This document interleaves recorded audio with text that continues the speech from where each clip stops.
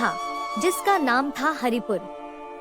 हरिपुर का नाम उसके खेतों की हरियाली और वहाँ के किसान की मेहनत के लिए प्रसिद्ध था। लेकिन इस गांव का एक किसान था जो अपनी गरीबी के बावजूद अपने जज्बे और मेहनत के लिए जाना जाता था। इस किसान का नाम था रामू। रामू का घर एक छोटे से कच्चे मकान में था जिसकी दीवारें कच्ची मिट्टी से बनी थी और छत बांस और पत्तों से ढकी हुई थी। उसके पास एक छोटी सी जमीन थी जो उसे अपने पिता से विरासत में मिली थी। उसकी जमीन पर उगने वाली फसल उसकी और उसकी परिवार की पूरी जिंदगी के लिए काफी थी। लेकिन पिछले कुछ वर्षों से सूखा और बेमौसमी बारिश ने उसकी फसल को बहुत नुकसान पहुंचाया था। रामू के पास एक पुरानी गाय थी जिससे उसे दूध मिलता था और उसकी पत्नी सुमित्रा घर के कामकाज और खेती का काम संभालती थी।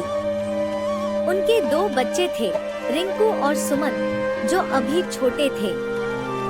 गांव में आए दिन लोग रामू की स्थिति का मजाक उड़ाते थे। वे कहते थे, देखो रामू को, मेहनत करने के बावजूद भी वह गरीब है। लेकिन रामू की हिम्मत नहीं टूटी।